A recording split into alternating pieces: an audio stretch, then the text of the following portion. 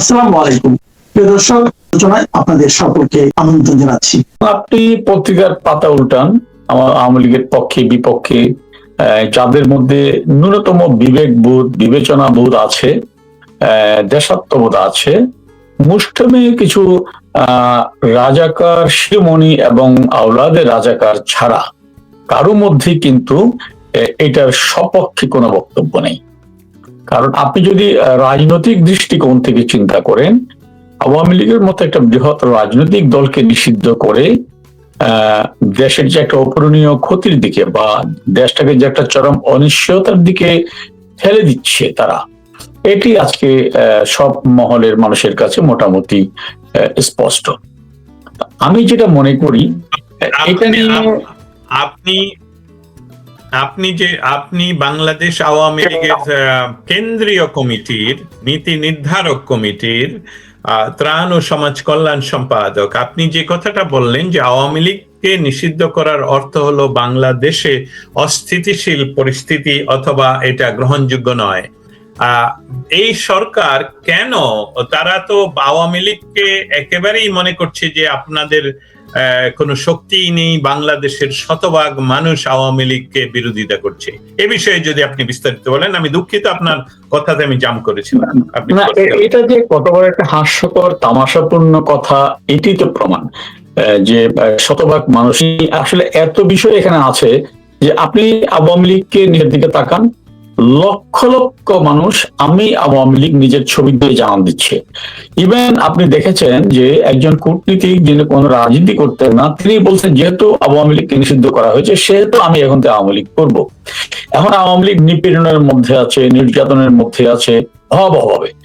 এর মধ্যে আপনি দেখছেন সমাজের নানা স্তরের মানুষ এখন বলছে যে আগে আমরা আওয়ামী লীগ করতাম না, এখন আমরা আওয়ামী লীগ করবো। মানে এটা এমন নয় যে নিষিদ্ধের প্রতি প্রেম। আমি এই সহজ কথা বলার পক্ষে না, আমি মনে করি এটা তাদের উপলব্ধি। এর মাধ্যমে তারা বাংলাদেশকে শুধু অস্থিতিশীল পরিস্থিতির দিকে ঠেলে দিচ্ছে না, বাংলাদেশকে আবার একটি অকার্যকর রাষ্ট্রে পরিণত করার জন্যই তারা এটি করছে। এবং এটি যে কোনোভাবেই সম্ভব নয়, কশ্চিন কালেও যে তাদের এই স্বপ্ন বাস্তবায়িত হবে না, এটা যে কেবলই দিবা স্বপ্ন থেকে যাবে, এটা ইতিহাসের পরতে পরতে অনেক দৃষ্টান্ত কিন্তু আছে দস্তগীর ভাই। আমি সেই দৃষ্টান্ত একটার পর একটা টানলে আপনার 140-50 মিনিটে শেষ করা যাবে না। মানে আমি যেটা বলতে চাই, এটা নিয়ে আওয়ামী লীগের কোন নেতাকর্মী এক ফোঁটা ভীত নয়। বরঞ্চ পার্থক্যটা দেখুন, বাংলাদেশে জুলাইয়ের আগ পর্যন্ত ইভেন জামাত ইসলামও রাজনীতি করত। জামাত ইসলাম নিষিদ্ধ হলো জুলাই 16 তারিখে।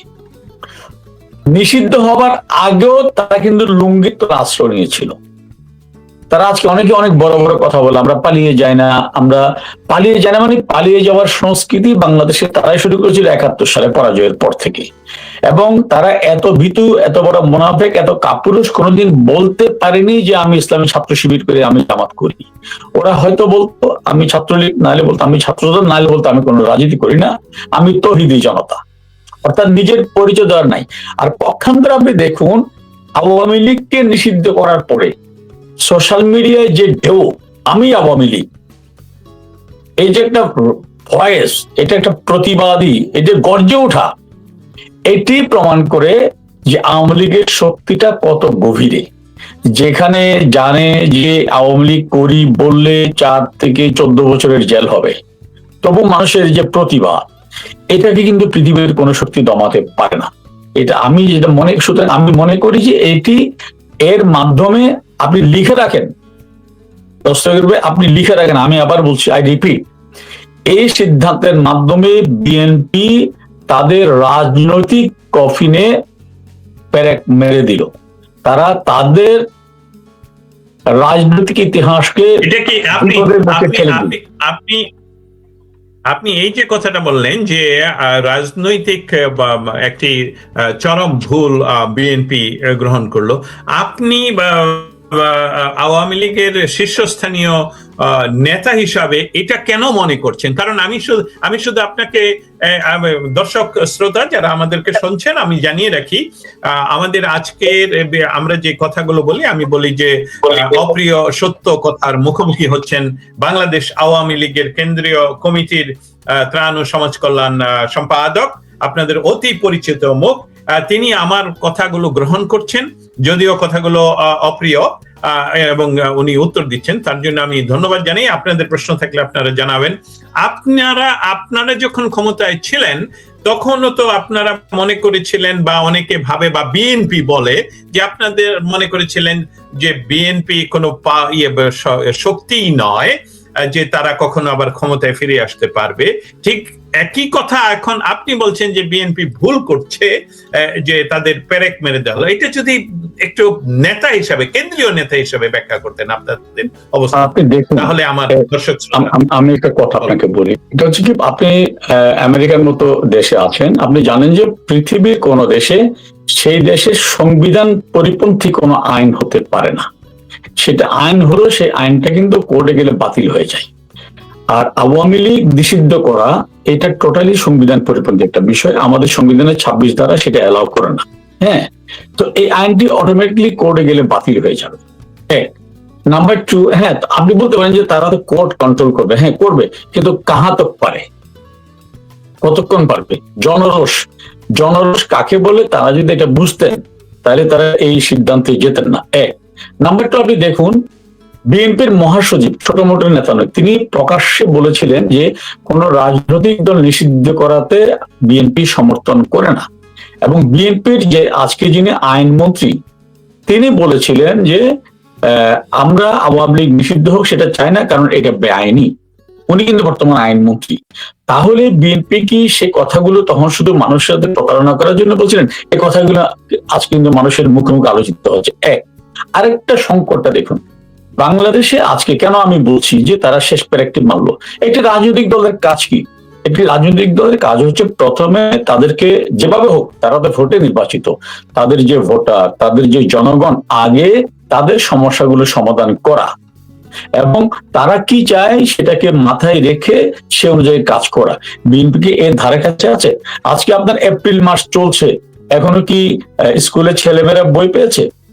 আপনি দেখুন, আমি কয়েকদিন আগে পত্রিকায় দেখলাম কানাডার জ্বালানি মন্ত্রী বলছেন যে বিশ্ব বর্তমানে ইতিহাসের ভয়াবহতম জ্বালানি সংকটে ভুগছে।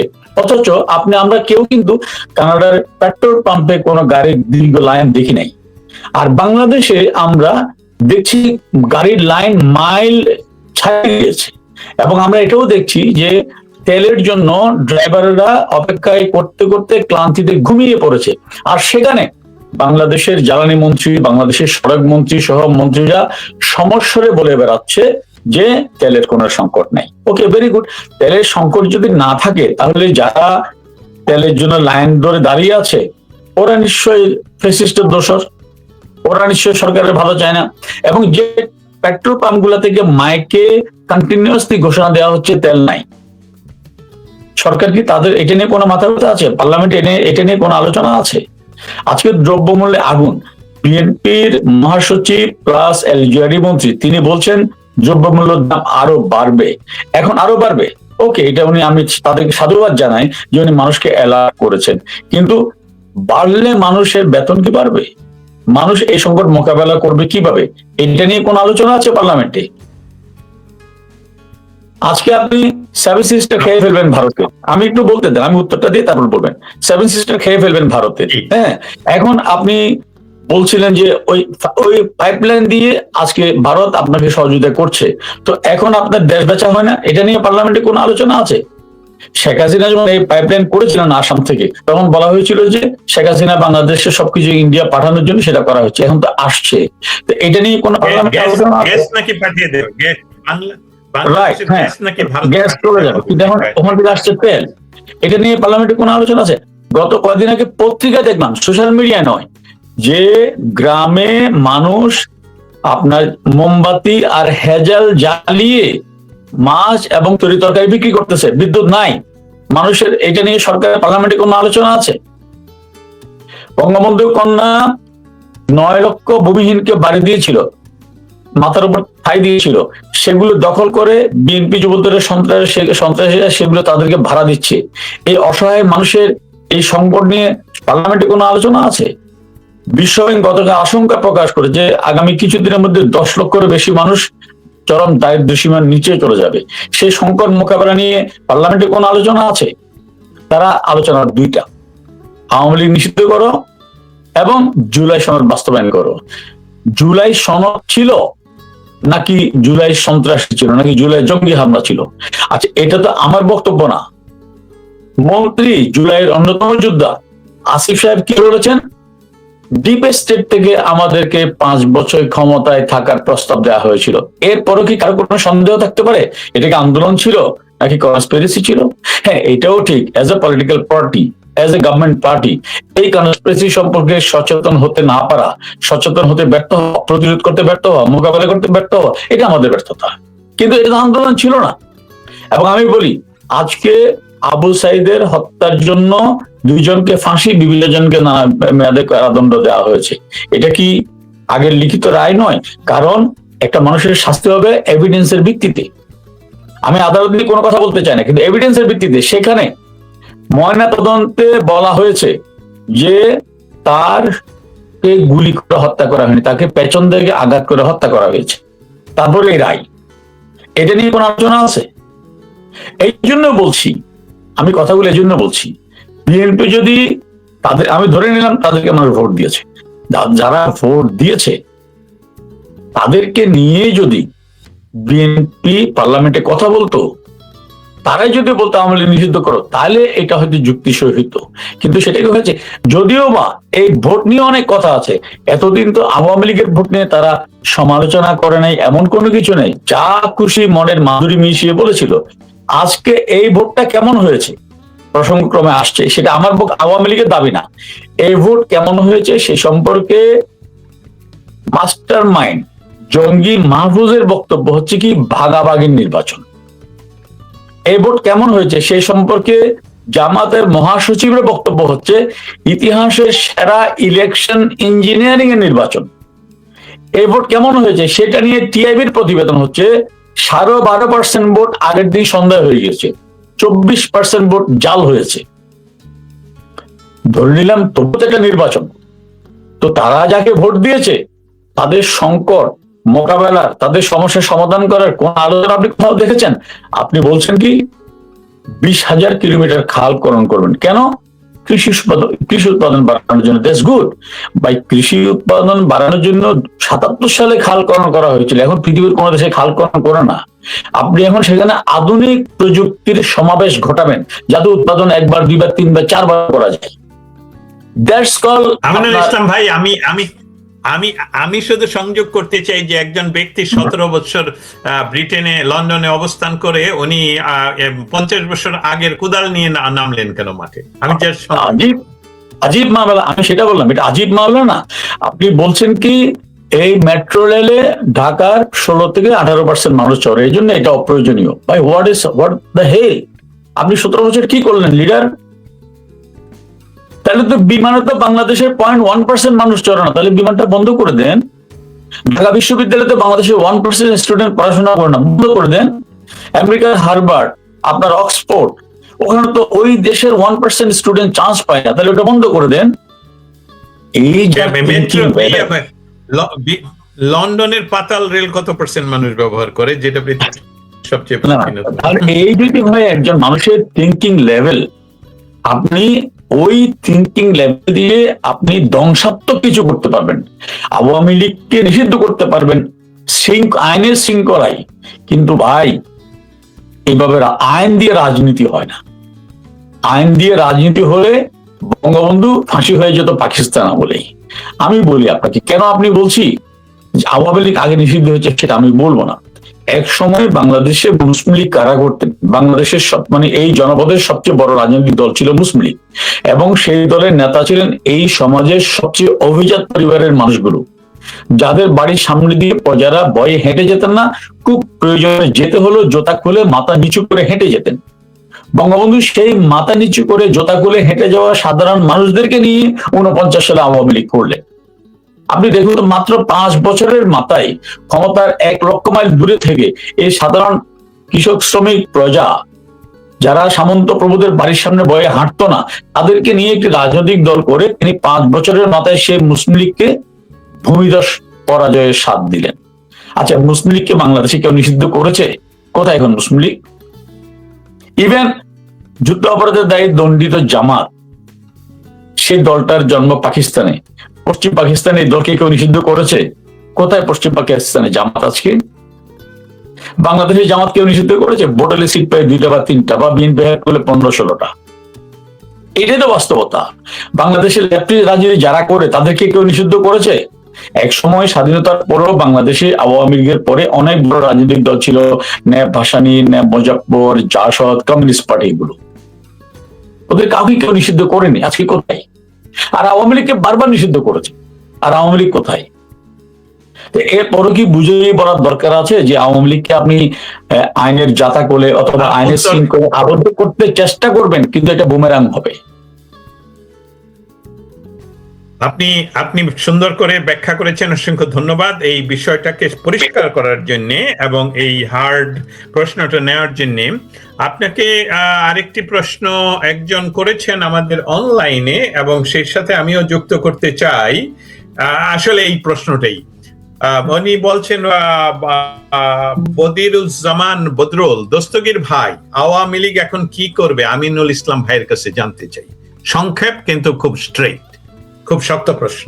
খুবই চমৎকার প্রশ্ন, খুবই চমৎকার প্রশ্ন। হ্যাঁ, আওয়ামী লীগ আমি মনে করি যে কোনো কিছুর জন্য আপনাকে একটা কথায় বলো না, রেগে গেলেন তো হেরে গেলেন, ওরা আমাদের রাগাতে চাই। আপনার মনে থাকার কথা, ইউনূস জবরদস্তি করে ক্ষমতা দখল করার পরে সে খুব পরিকল্পিতভাবে চেয়েছিল দেশের গৃহযুদ্ধ বাঁধার জন্য, এবং গৃহযুদ্ধ বাঁধানোর জন্য সে বঙ্গবন্ধুর 32 নম্বরে হামলা থেকে শুরু করে আওয়ামী লীগের একজন তৃণমূলের সমর্থকের বাড়িতেও লুটপাট করেছে, অগ্নিসংযোগ করেছে একটা গৃহযুদ্ধের জন্য। কিন্তু বঙ্গবন্ধু কন্যা এই জায়গায় অত্যন্ত দায়িত্বশীলতার পরিচয় দিয়ে সমস্ত মার তিনি সহ্য করেছেন। তিনি গৃহযুদ্ধের তিনি চাইলেই কিন্তু বলতে পারতেন যে তোমরাও রেসিস্ট করো, ওদেরকে ফেস করো, তাহলে কিন্তু গৃহযুদ্ধটা হয়ে যেত। উনি বলেননি কেন? কারণ হচ্ছে, এটা ছোট্ট গল্প বলি। ওই 2 মাই দাবি করতেছিল পুত্র সন্তান আমার। কোনোভাবেই যখন মা তাদের সন্তানের দাবি থেকে সরে আসছিল না, তখন বিচারক বলছিল যে ওকে, যখন কোনোটাই তোমরা কোনোভাবে দাবি মানছো না, তাহলে আমি 2 ভাগ করে 2 জোড়া দিয়ে দিই। তখন প্রকৃত মা বলেছিল যে না, আমার দরকার নেই, সন্তান ওনাকে দিয়ে দেন। তাতেই বিচারক বুঝে গিয়েছিল প্রকৃত সন্তানকে, প্রকৃত মাকে। এই জায়গায় বাংলাদেশের ক্ষেত্রে আওয়ামী লীগের ভূমিকা প্রকৃত মায়ের জায়গায়। এই জন্য বলছি, ধৈর্য ধরুন। রাজনীতি এটা 100 মিটারের দৌড় নয়। আপনি খুব দ্রুত শুরু করলেন, দ্রুত শেষ করে চ্যাম্পিয়ন হয়ে গেলেন। এটা হচ্ছে marathon, it's long way to go.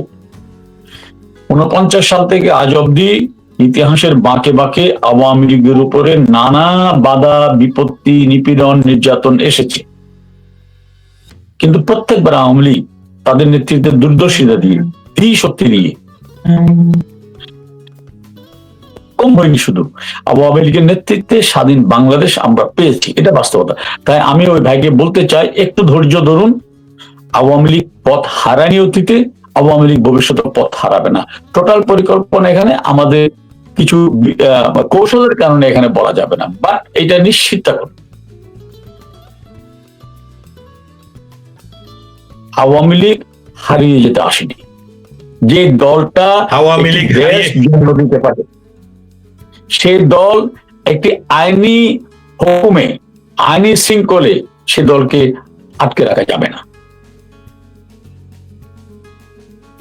Awami League পথ হারায়নি, আওয়ামী লীগ তার কার্যক্রম চালিয়ে যাচ্ছে, আওয়ামী লীগ ফিরে আসবে। আওয়ামী লীগ যে কার্যক্রম চালিয়ে যাচ্ছে সেই বিষয়ে আপনার কাছে আমার কিছু প্রশ্ন আছে। তার আগে গত 24 ঘন্টায় বা যখন বাংলাদেশের এই সকল নির্বাচনের যে পার্লামেন্টে ভাগাভাগির পার্লামেন্ট তারা নিজেরই বলছে, আমি সাংবাদিক হিসাবে শুধু রিপিট করছি তাদের কথাগুলো, এবং আপনিও আজকে তুলে ধরলেন। হ্যাঁ হ্যাঁ, আপনিও করলেন, আমিও তাদের কথা রিপিট করে বলছি। সেখানে এই আওয়ামী লীগে যোগদানের একটি একটি স্রোত আমি দেখতে পাচ্ছি গত 48 ঘন্টায়। এমনকি প্রাক্তন, আপনিও সেটা মেনশন করেছেন, প্রাক্তন ডিপ্লোমেট সহ আওয়ামী লীগে ডিক্লার করে যোগদান করছেন। আপনি হলেন আওয়ামী লীগের কেন্দ্রীয় কমিটির সম্পাদক। আপনার কাছে সরাসরি আমার প্রশ্ন, এটা কি স্ট্যান্ডবাজি নাকি এটা সংহতি? আমার যে কোনো উপায় হোক, আমাদের গেস্ট এই মুহূর্তে অফলাইনে হয়তোবা কোনো ক্লিক করেছেন, ভুল ক্লিক করেছেন হয়তোবা, উনি তাড়াতাড়ি ফিরে আসবেন। যে কথাগুলো আপনাদের সাথে আমরা আজকে শেয়ার করছি সেই কথাগুলো আমাদের সাথেই থাকুন, উনি ফিরে আসছেন। আমি দেখতে পাচ্ছি যে আপনি ভুল ক্লিক করে চলে গিয়েছিলেন। আমার লাইনটা ড্রপ করেছিল, একটা ফোন আসার কারণে, একসাথে কয়েকটা ফোন ঢোকার কারণে লাইনটা ড্রপ করেছিল, সরি। আমি এটা বুঝতে পেরেছিলাম। আওয়ামী লীগে যোগদানের যে ইয়েটা, আপনি একজন আওয়ামী লীগের কেন্দ্রীয় সম্পাদক হিসাবে এটাকে কি স্ট্যান্ডবাজি হিসাবে নিচ্ছেন নাকি এটা সংহতি? প্লিজ। না, এটা স্ট্যান্ডবাজি হবে কেন? এটা তো আমি বললাম না, মানুষ তো, সব মানুষকে আমি বিবেকহীন বলি না। অনেকে বলে মানুষ ভুলে যায়, আমি কিন্তু সেই পথে না। মানুষ ভুলে না। মানুষ যদি ভুলেই যেত তাহলে 75-এর পরের সময়টা আপনি একটু 1 সেকেন্ডে একটু আপনি বিবেচনায় আনুন। 75 থেকে 96, 21 বছর বাংলাদেশের সরকারি প্রত্যেকটা জায়গায় বঙ্গবন্ধু নিষিদ্ধ ছিল, এবং সেই সময়ে বঙ্গবন্ধু হত্যার বিচার চাই এই স্লোগান লেখার কারণে আমি আমিনও গ্রেপ্তার হয়েছিলাম। এবং তখন 15 আগস্ট একটা কুলখানি করতে গেলে বা একটা কাঙালিবোজ করতে গেলেও অনেককে গ্রেপ্তার করা হয়েছে। বঙ্গবন্ধুর জন্য মিলাদ মাহফিল করতে গিয়ে অনেক মৌলানা সাহেব গ্রেপ্তার হয়েছে। হ্যাঁ, কিন্তু মানুষ যদি আওয়ামী লীগকে ভুলে যেত তাহলে তো আবার 96 সালে বঙ্গবন্ধু কন্যার নেতৃত্বে আওয়ামী লীগ ক্ষমতায় আসতো না। আপনি যত সমালোচনা করেন, 96 নির্বাচনটা তো আওয়ামী লীগ ক্ষমতায় থেকে করেনি, ক্ষমতার বাইরে থেকে করেছে। 2008 সালের নির্বাচন তো আওয়ামী লীগ ক্ষমতায় থেকে করেনি, ক্ষমতার বাইরে থেকে করেছে। মানুষ ভুলে যায়। 2001 সালের নির্বাচন আওয়ামী লীগ ক্ষমতা ছেড়ে দিয়ে নির্বাচনে গিয়েছে। 2001 সালে একমাত্র বাংলাদেশের ইতিহাসে ওইবারই প্রথম, বাংলাদেশের ইতিহাসের সর্বপ্রথম যে কোনো রাজনৈতিক সরকার ক্ষমতা পরিত্যাগ করে নির্বাচনে অংশগ্রহণ করেন, তাও ওনাদের হাতে আরো বোধ হয় 30 দিন ক্ষমতায় থাকার ছিল, ম্যান্ডেট ছিল। আওয়ামী লীগ কি করবে, আওয়ামী লীগ কি করবে সেটা আপনি বলে ফেলেছেন। আমরা এখন একটু আন্তর্জাতিক পরিস্থিতি, আপনি আমাকে একটু প্রশ্ন করেছেন, একটু আমি বলি, যেটা আপনি জানতে চেয়েছেন যে মানুষ কেন আওয়ামী লীগে যোগ দিচ্ছে সেটা। নয়, ইভেন আপনি দেখুন, ও মাই গড, কোন আসে আসলে বলা যায় না। ইভেন আপনি দেখুন 5ই আগস্টের আগেও অনেক আপনার শিল্পী, সাহিত্যিক, সেলিব্রিটি, সাধারণ মানুষ, স্টুডেন্টস যারা এই জঙ্গিদের মিথ্যা প্রচারে বিভ্রান্ত হয়ে তাদের প্রোফাইল লাল করেছিল, এই আন্দোলনে যোগ দিয়েছিল, তাদের মধ্যে একটি সিংহভাগ অংশ আপনি এখন দেখছেন যে তারা রিগ্রেট করছে যে আমরা প্রতারিত হয়েছি, আমাদের সহজ সরল আবেগকে নিয়ে এরা খেলেছে, সো আমরা এটা চাইনি। হ্যাঁ, এগুলো কেন তারা বলতেছে? তারা ক্ষমতায় থেকে, আমরা কিন্তু ক্ষমতায় নেই, এমন না যে আমরা এখন ক্ষমতায় আছি, ওরা সুবিধা নেওয়ার জন্য কথাগুলো বলছে তা না। অর্থাৎ এটা হচ্ছে উপলব্ধি, এটা হচ্ছে সেলফ রিয়েলাইজেশন, ওই জায়গা থেকে বলছে। তো এই ধারাবাহিকতা আমি বলি আপনাকে দিন দিন বাড়তেই থাকবে। হ্যাঁ, আপনি বিএনপিরও কয়েকজনকে আমরা দেখেছি যে এই লুটপাট, এই চাঁদাবাজি, এই মৎস্যায় যেটা চলছে সেই কারণে অনেকে বিএনপি ছেড়ে দিচ্ছে। কারণ সব মানুষকে আপনি বিএনপি করলে সব মানুষ বিবেকহীন সেটা আমি মনে করি না, আবার আওয়ামী লীগ করলে সব মানুষ বিবেকবান সেটাও না, ভালো খারাপ মিলিয়ে মানুষ। বাট আমি মানুষকে মানুষ হিসেবে দেখতে চাই। সুতরাং আমি যেটা মনে করি যে আওয়ামী লীগের প্রতি মানুষের যেটি এখন আগ্রহ, এবং কেউ জয়েন করছে, কেউ নানাভাবে হেল্প করছে। আমি আপনাকে কি বলবো, আমার একটা ব্যক্তিগত অভিজ্ঞতা বলি। এই ক্রাইসিস মোমেন্টে আমি একজন মানুষ, তিনি কোন রাজনীতি করে না, তাকে আমি একটা বললাম এই বিষয়, উনি নির্দ্বিধায় বলে যে ভাই ঠিক আছে দুধ সময় আমি আপনাদের সাথে আছি, বা সে আওয়ামী লীগের প্রাথমিক সদস্য না। হ্যাঁ, তো এগুলো স্বতঃস্ফূর্ত ভাবে হচ্ছে কেন? এই ইউনূস রেজিমের ভয়াবহ অত্যাচার এবং সে অত্যাচারের ধারাবাহিকতা, বিএনপির যে ধারাবাহিকতাকে অগ্রসর করে নিয়ে যাচ্ছে বিএনপি, একই সাথে আজকে মুক্তিকামী প্রতিটি মানুষের কাছে একটা বিষয় ক্রিস্টাল ক্লিয়ার, আলটিমেটলি 24 হচ্ছে 71-কে প্রতিস্থাপন করার একটা নোংরা প্রচেষ্টা। আলটিমেটলি 24 হচ্ছে মুক্তিযুদ্ধ, এটাকে ভুলিয়ে দেওয়ার প্রচেষ্টা। এটা কিন্তু বাংলার মানুষ মানছে না। এই উপলব্ধির জায়গা থেকেও কিন্তু অনেকে আওয়ামী লীগের প্রতি সংহতি প্রকাশ করছে বলে আমি মনে করি।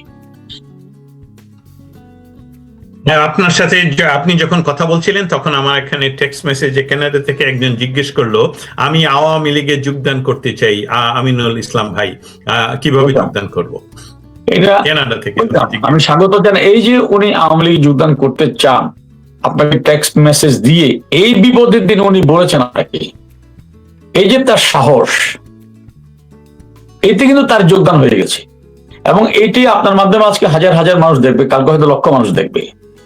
এই যে মেসেজ, তাকে আপনি প্রশ্ন করেন সে কিন্তু আওয়ামী লীগ কেন যোগদান, সে জানে এখন আওয়ামী লীগ জয়েন করলে তার নামে মিথ্যা মামলা হতে পারে, তার বাড়িতে হামলা হতে পারে, লুট হতে পারে, তাই না?